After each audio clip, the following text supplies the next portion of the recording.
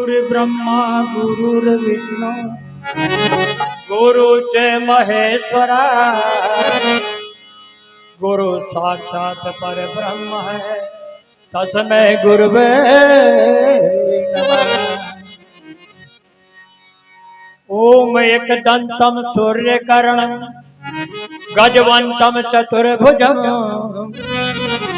आसुमोपासाय धर्मा देवधाय सिद्धिविनायक नीलांबुज श्यामल कोमलायांगा सीता समारोपित भावभागं पाणो मासायक चारि चापं नमामि राम रघुवंश सनातन।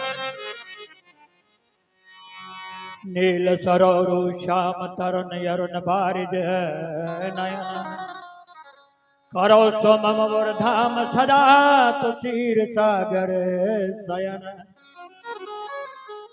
अतुलित बल धाम है मिथिलाम देवम धनजवन कृतान ज्ञान नामानि गृहण सकल गुण निधाना राम वानराणामधीशं रघुपति प्रिय भक्त वात जाते नमामि। कुंदयन समत है मातो रमन करनायन जाहे दीन पर करो कृपा मर्दन। वंदो गुरुपद कंज कृपा से नर रूप हरि महामोतम पुंज जात वचन रवि करने कर।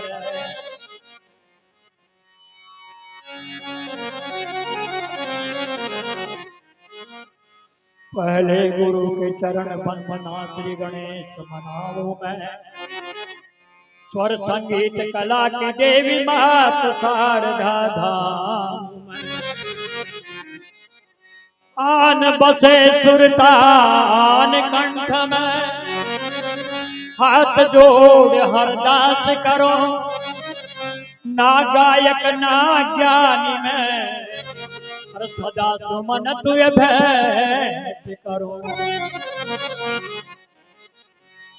ना कवि ना गायक में श्रद्धा सुमन चढ़ाता हूँ मऊधनी के भक्तों को ये मऊधरा की कथा सुनाता। महाराज व्यास ने नमन करो अरे क्षमा दास ये चाहता है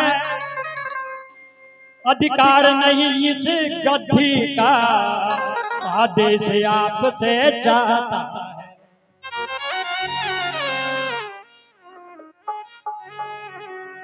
खींच जड़ी वर पंचों से खींच जड़ी वर पंचों से निवेदन आपसे करता हूँ अरे कथा लिखी अल्प बुद्धि से गलती की क्षमा आपसे चाहता हूँ। टूटे फूटे शब्दों से पर कथा लिखी मति अनुसार अल्प बुद्धि का मुझे समझ दोष मत दीजो संसारी। एक निवेदन सभी सज्जनों से कर रहा हूं साइलेंट रहे स्विच मोबाइल साइलेंट रहे स्विच मोबाइल एकाग्र कथा रस पान करें कथा श्रवण जीवन तरण इस लक्ष्य का पूरा ध्यान रहे।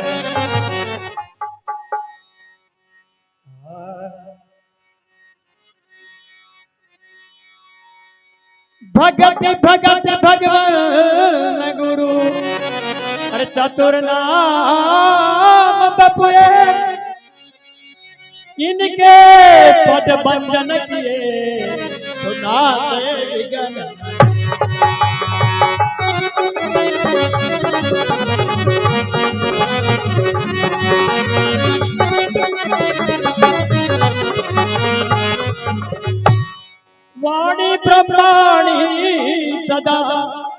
अरे वाणी करो प्रधान मऊधरा की कथा कहूँ मैया कंठ विराज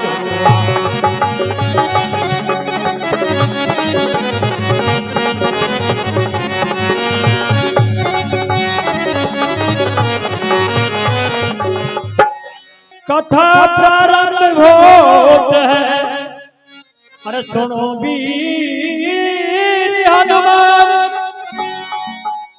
आसन्यान विराजियो तो दास आपको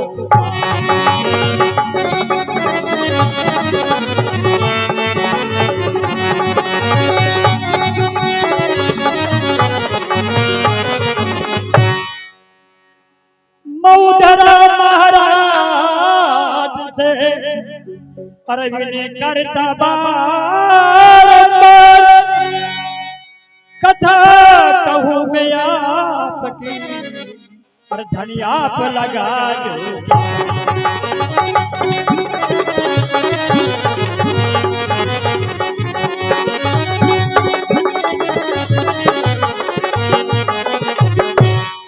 दास आपको सेवक मुझसे गलती हुई अनेक ठाको बालक मान करे स्वामी रख जो मारी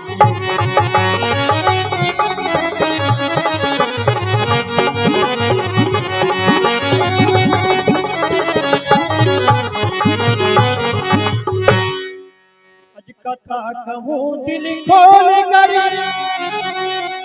आशीष आपकी चाहता हर राग सती शामिल करो तो आज्ञा आपकी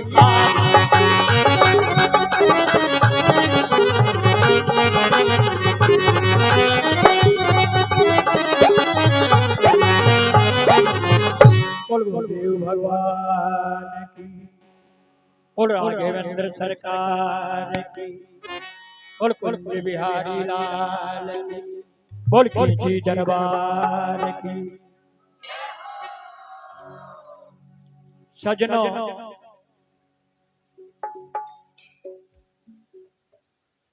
आज हमारा सौभाग्य है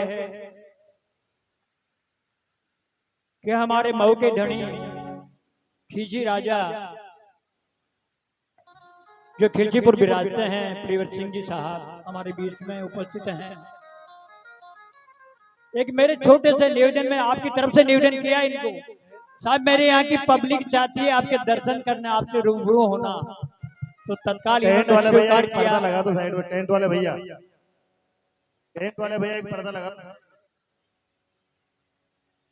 निवेदन किया पब्लिक की ओर से आम जनता चाहती है पहली बार दरबार की कथा हो रही है इस प्रांगण में और पहली बार हमें सुनने का मौका मिलेगा तो आज हमारे धनी खींची दरबार जो खिलचीपुर विराजते हमारे बीच में रहे तो हमारा सौभाग्य रहेगा और ये मेरी विनती को स्वीकार करते हुए आज हमारे बीच में पधारे हैं।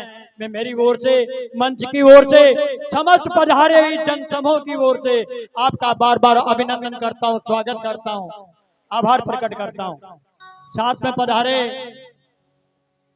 झालरा पाटन से पूर्व विधायक हमारे राजनीतिक गुरु मोहनलाल जी राठौड़ साहब साथ में आए ब्लॉक अध्यक्ष पाटन से हमारे पूर्व प्रधान और जिला परिषद मेंबर यशवंत सिंह जी गुजर साथ में आए हुए सभी महानुभावों को मैं सह दिल से धन्यवाद देता हूं साधुवाद करता हूं आपका आभार प्रकट करता हूं कि मेरे बुलाने के ऊपर आप यहां पधारे हो हम बहुत बहुत प्रसन्न हैं बहुत बहुत आपका आभार प्रकट करते हैं। और भाइयों जिस कार्यक्रम में अगर हमारे बीच में संत भी विराजमान हो तो वो कार्यक्रम 4 गुना बढ़ जाता। आज हमारा सौभाग्य है जो आज हमारे बीच में हमारे महात्मा श्री बजरंगदास जी त्यागी जी महाराज उपस्थित हुए हैं। मैं सत सत नमन करता हूं सत सत प्रणाम करता हूं और कार्यकर्ताओं से कहता हूं कि तिलक माला लगा के संत जी का स्वागत करें। कार्यकर्ता सरपंच साहब सेक्रेटरी जो भी यहाँ विराजमान हैं संग में पधारे सुरेश दास जी महाराज जो ऊपर हनुमान जी घाटी हनुमान जी ने सेवा दे रहे हैं, इनका बहुत बहुत नमन करता हूं, स्वागत करता हूं। और स्वागत करें सरपंच साहब। संतों ने कहा है और हमारे इतिहास भी कहते हैं, संत समागम हरि कथा तुलसी दुर्लभ दोई। संतों का समागम हरि कथा ये एक बड़ी मुश्किल से मिलता है। यह आप हमारे प्रयास करने से कुछ नहीं होता है, जब प्रभु की कृपा होती है जब ही मिलता है। संत समागम हरि कथा तुलसी दुर्लभ दोई, शुद्ध दारा और लक्ष्मी पापी के भी हो। सांसारिक उपभोग इंसान को मिल सकता है, लेकिन ऐसा समागम मिलना ये राम जी की कृपा मानो, खींची महाराज की कृपा मानो, जो आज दंगल के साथ कथा सुन रहे हैं। और हमारे महाराज, हमारे राजा, मऊ के राजा हमारे बीच में विराजमान है। हमें ऐसा लग रहा है कि आज हमारी मऊ वापस बस चुकी है, हमारी मऊ वापस बस चुकी है।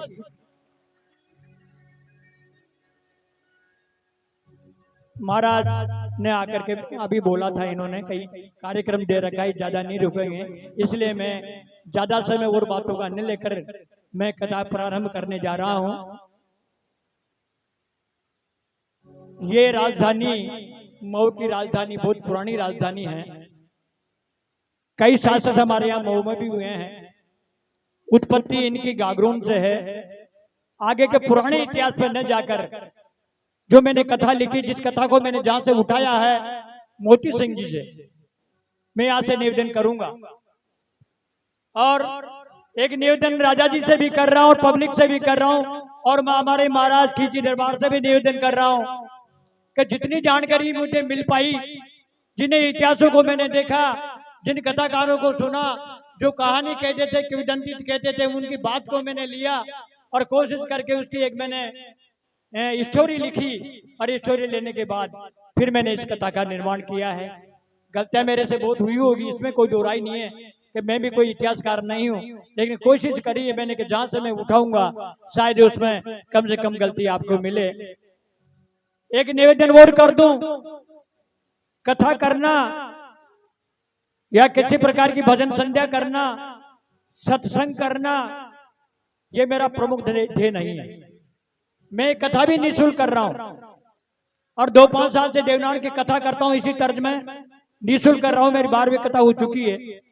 परमात्मा का आशीर्वाद मिलता है। मेरी गाड़ी से जाता हूं, पेट्रोल भी नहीं मांगता हूं, सामने वाले से कथा करके आता हूं। इसको भी निःशुल्क करूंगा। जो कोई भक्त अगर इस कथा को कराना चाहेगा भक्त जागरण में, तो मेरी तरफ से निःशुल्क होगा। ये मेरा धंधा नहीं।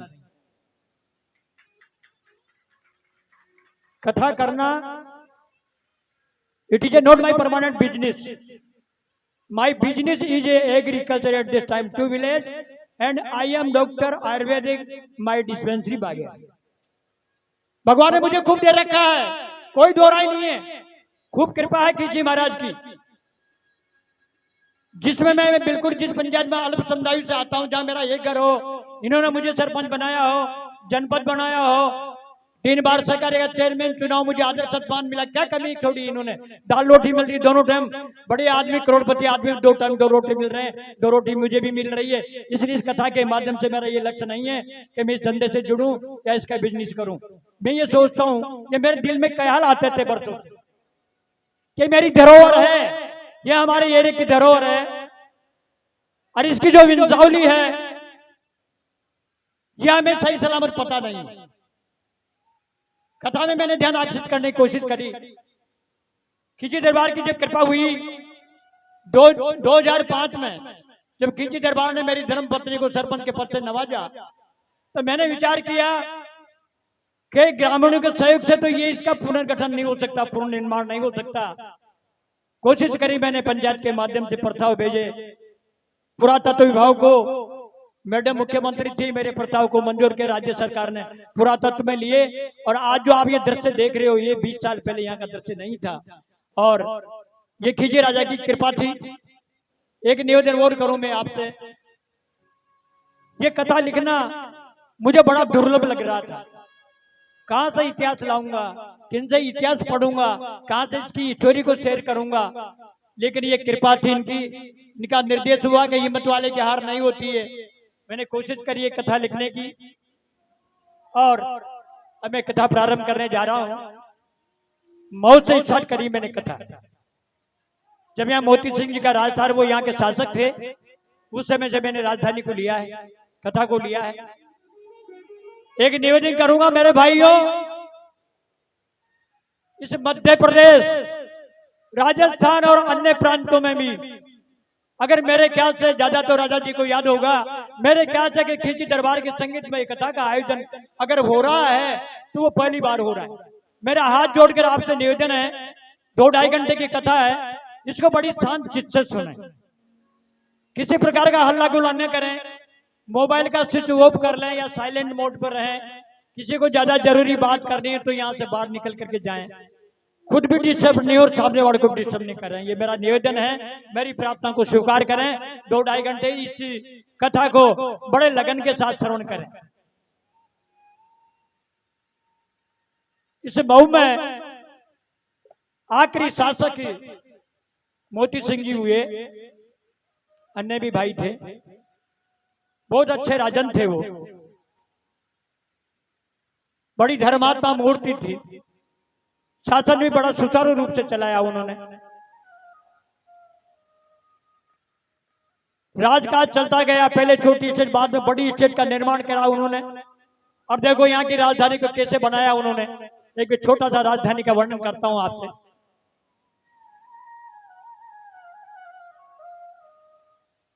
तट उजाड़ मोती महली, अरे राजघाट भव्य बनाया था, भरा रहता जल सागर, यहाँ पुलिया का दृश्य बताता था।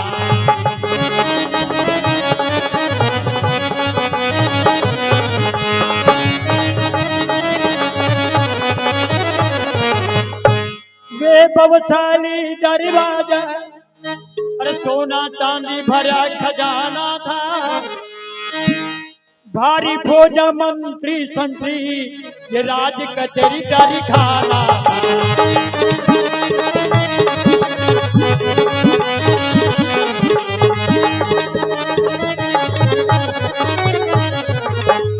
हाथी पोल गुड़शाला, पलटन के विश्राम गृह, चाहोर साथ पर कोठा, राजा जी का ये शयन गृह।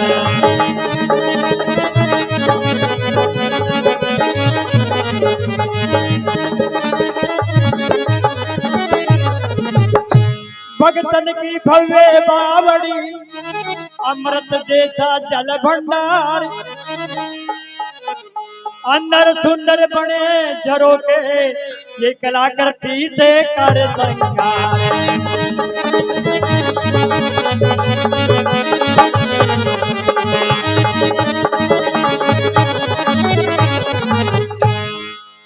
मठ छावनी नागाओं की, शिव प्रतिमा का चमत्कार, करसाना का शिव रखवाड़ा, वर्षा करते हो।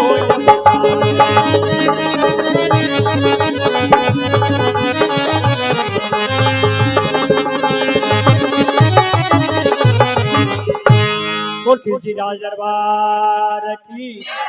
देखो मैंने पहले निवेदन कर दिया था आपसे दरबार के आने से पहले कि एक कंजूसी आप करोगे, वो कर रहे हो, दोबारा नहीं होना चाहिए। जब भगवान का जयकारा लगे, दरबार का जयकारा लगे, तो कम से कम तमन्ना से लगे, ताली पीट के जयकारा हो। बोलो महाराज। देखे सजनों के उजाड़ गंगा हमारे बीच में बह रही है, इसके तट के ऊपर ये मोती महल आपके सामने बना हुआ है। इसके साइड में जो नीचे वाली जो पुलिया आप देख रहे हो, जहाँ टूटी हुई पुलिया थी, ये एक बेग पुलिया थी। उस जमाने में जल भंडार भरा रहता था यहाँ पर। वैभवशाली दरवाजा थे, 7 परकोटे थे इसके, सोना चांदी के खजाना की कोई कमी नहीं थी, मंत्री संतरी फौजों की कोई कमी नहीं थी। हाथी गुड़शालाएं, पटलन के विश्राम गृह, भक्तन की भव्य बावड़ी जो हमारे साइड में पड़ती है, ऐसे ऐसे सुंदर झरोके बने हुए हैं बांद्री के अंदर जो देखने के लायक हैं। मठ छावनी मठ है हमारे नदी के किनारे पे, जो नागांव का मठ है, और सामने शिवजी का मंदिर है। दक्षिणी कोने में दरबार की सती माता का स्थान है। आगे क्या क्या था राज में। गुरु महाराज तुलसापुरी अरे मठ छावनी विराजते थे, रत्नापुरी शिष्य उनका वो जाकर सदा बताते थे।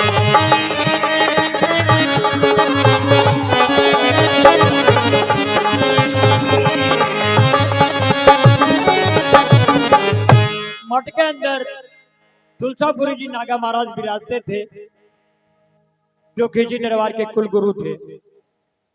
एक उनका शिष्य था, उनका नाम था रत्नापुरी जी महाराज। दोनों मठ में निवास करते थे। नदी किनारे बड़ी बावड़ी वह अंधेरे बाग की शोभा थी, मोती सिंह जी निर्माण करो या शोभा से दर्शाई।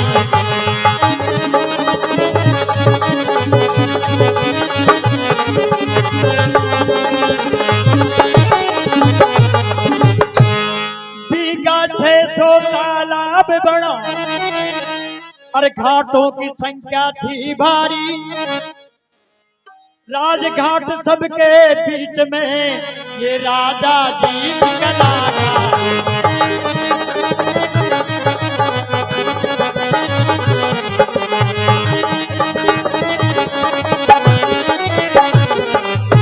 और खिजी दरबार की देखे सजना। उस मठ के अंदर तुलसीदास जी महाराज विराजते थे। तुलसीपुरी जी का नाम था उनका। एक उनके शिष्य थे रतनपुरी जी। 600 बीघा का तालाब है जो इधर से नजर आता है आपको, अब तो वो कास्ट हो चुका है। 600 बीघा का रकबा इस तालाब का। राजघाट असंख्य हैं, करीब 50 और 100 के बीच में घाट होंगे, जिनके बीच में एक मध्य में राजघाट बना हुआ। राजधानी कितनी लंबी चौड़ी थी, निवेदन कर रहा हूं आपसे। 84 कोस की राजधानी 12 शाहबाद तक फैली थी। अरे मोती सिंह का ठाट गणा चौर प्रसिद्धि फैली थी।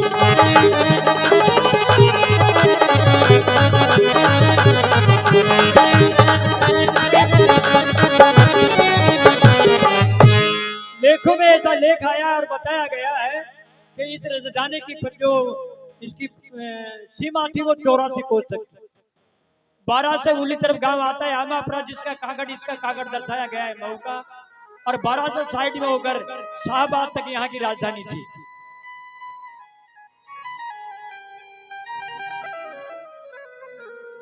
इस प्रकार का राजकाज मोती सिंह जी का चल रहा था। आनंद हो रहा था राज में, प्रजा भी बड़ी खुशी थी, बड़ा आनंद चल रहा था राज के अंदर।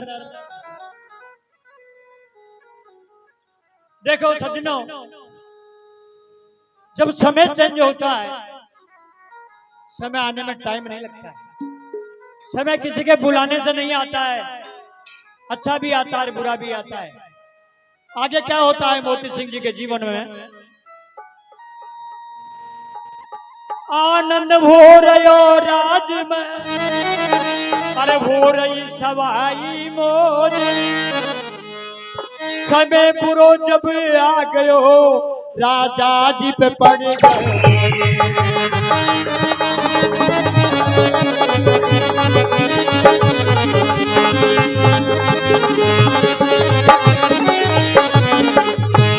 घड़ी दरबार की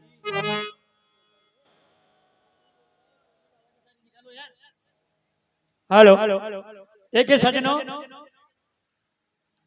अच्छा कार्यक्रम चल रहा था, अच्छी राजधानी चल रही थी। मोती सिंह जी बड़े अच्छे प्रसिद्ध शासक थे, लोग बड़ी प्रशंसा करते थे उनकी। लेकिन उनका बुरा समय आने का जब टाइम आया तो एक दुख ने उनको झकझोर दिया, और वो अंदर ही अंदर का दुख था जो राजा रानी दोनों उसको सहन कर रहे थे, दुखी हो रहे थे। और अंदर का दुख बुरा होता है भाइयों, जो दुख प्रकट हो जाता है ना, हमारा दुख हम दूसरे को शेयर कर देते, दुख बट जाता है, थोड़ा आराम मिल जाता है उस जीव को। देखो अंदर का दुख था, राजा रानी दोनों घुट रहे थे। और क्या दुख था मेरे सज्जनों, निवेदन करूं आपसे।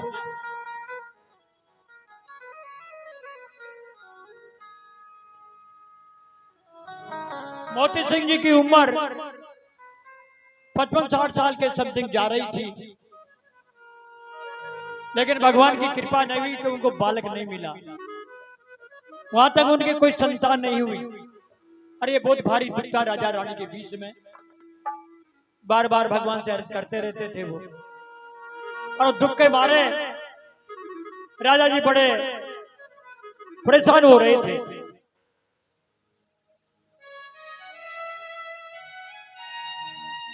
एक दिन दोनों राजा रानी विराजमान थे, आपस में बातें कर रहे थे। ये ईश्वर की मर्जी है, किसी के देने से पुत्र नहीं मिलेगा, लेकिन ये बहुत बुरा हुआ। मैंने इस जीवन में तो ऐसा कोई गलत काम नहीं किया जिसकी वजह से मैं आज अभी तक मुझे पुत्र नहीं मिला, पुत्र प्राप्ति का सुख नहीं मिला। क्या पता परमात्मा को क्या मंजूर है। आपस में क्या विचार कर रहे हैं, देखो क्या कह रहे हैं मोती सिंह जी। उम्र पड़ाव आखरी, उम्र पड़ाव आखरी, और संतान मिली नहीं एक, वंश डूबे आपनो अब ईश्वर राखे।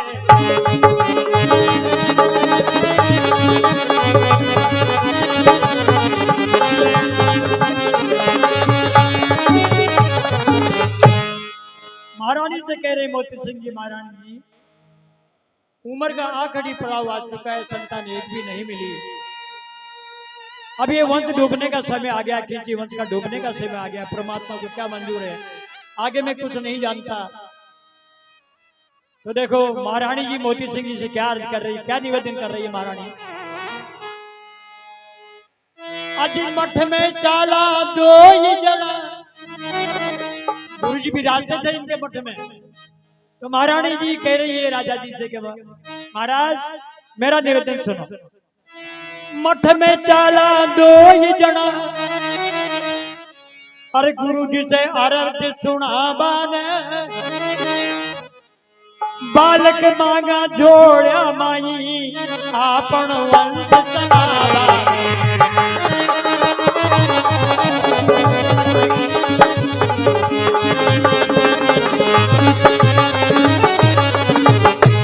महाराज जी ने कहा महाराज दो ही जना अपने यहाँ से पैदल चलकर मठ में पहुंचे और गुरु जी से आशीर्वाद प्राप्त करें।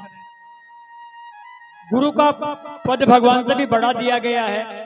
अगर गुरु जी की मेहरबानी हो जाए तो हमें पुत्र की प्राप्ति हो सकती है। ये विचार करके दोनों क्या करते हैं, देखो। राजा रानी पैदल चले, अरे आया मठ छावनी ना गाँवों की, गुरु चरणा में गिर पड़े आशीष मांगते।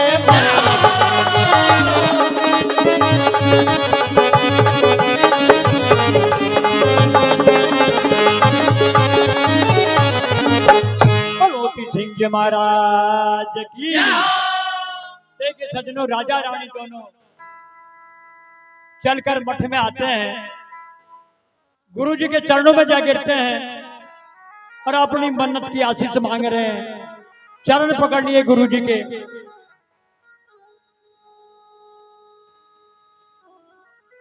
गुरु जी ने संभाला, इनको उठाया और कहा बैठिए। राजन किस दुविधा से आप यहाँ पधारे हो, तो क्या निवेदन कर रहे हैं मोती सिंह जी, गुरु जी से क्या बोल रहे हैं।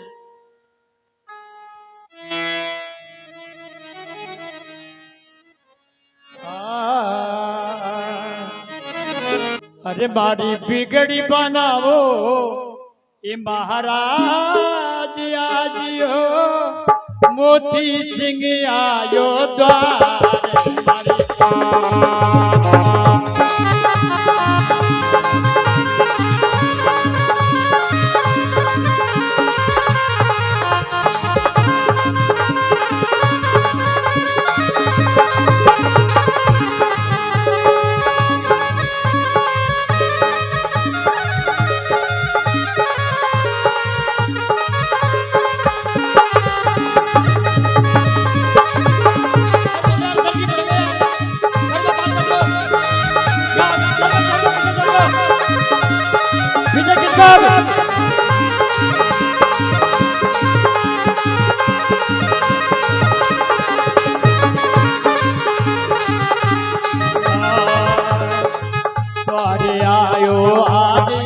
आपके द्वारे आयो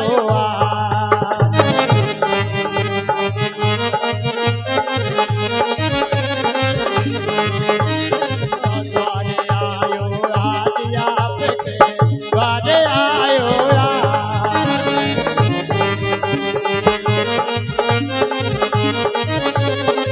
हमारी बिगड़ी बनाओ महाराज मोदी सिंह घरे आयो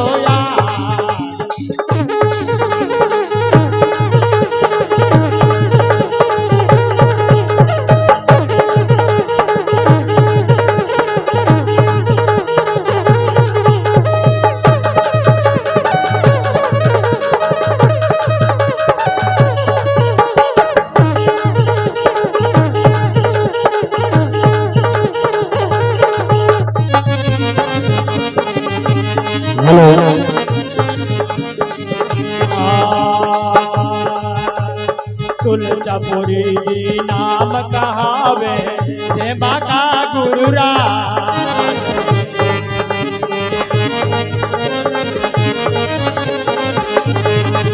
तुलजापुरी जी नाम कहावे हे माता रे गुरुरा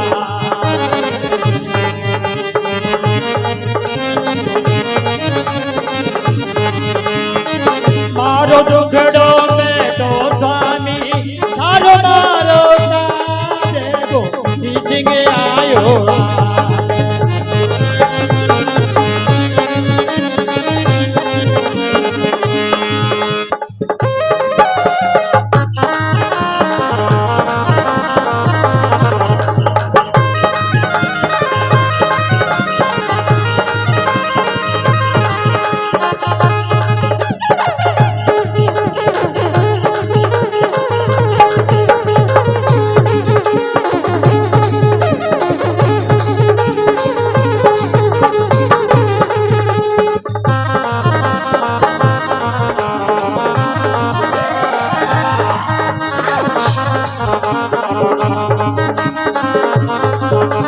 हाँ सभी नीचे बैठ जाए माता बहना सभी लोग नीचे विराज जाए सब लोग बैठने के बाद सबको नजर आएंगे सब बैठ जाए पुत्र नहीं तो पुत्री दे जो सब चाल जाया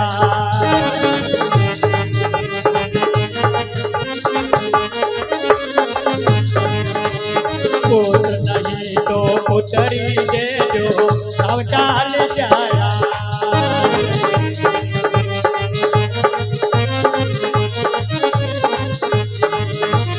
मन्नत मारी पूरी कर जो मारी बताओ